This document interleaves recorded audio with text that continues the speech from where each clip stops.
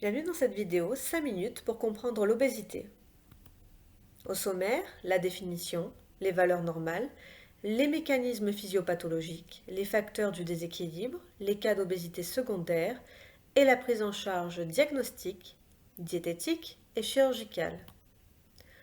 La définition de l'obésité, c'est une maladie chronique évolutive consistant en une accumulation de graisse corporelle excessive pouvant nuire à la santé.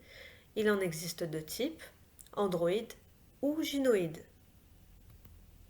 Pour les valeurs normales, chez l'homme, il y a environ 10 à 15% de masse grasse et chez la femme 20 à 25%, stockés préférentiellement sous forme de triglycérides. Les mécanismes physiopathologiques sont un déséquilibre de la balance énergétique. Cela est dû à plusieurs facteurs, à la dépense énergétique, au microbiote, facteurs neurohormonaux, à la psychologie, à la génétique et à l'environnement. Les facteurs du déséquilibre sont à la fois exogènes, avec le mode de vie et le côté psychologique, endogènes également, avec la génétique, l'âge, le microbiote et la prise alimentaire. Pour les cas d'obésité secondaire, qui représentent 2% des cas d'obésité, il y a l'hypothyroïdie, le trouble endocrinien, l'atteinte hypothalamique, les toxiques iatrogènes, donc médicamenteux, et causes multigéniques ou des lésions sur un gène, comme dans le syndrome de Prader-Willi. La prise en charge diagnostique se fait en évaluant le degré de l'obésité avec l'IMC et en prenant le tour de taille. On déterminera également les causes de l'obésité en faisant une anamnèse et une enquête alimentaire sera proposée.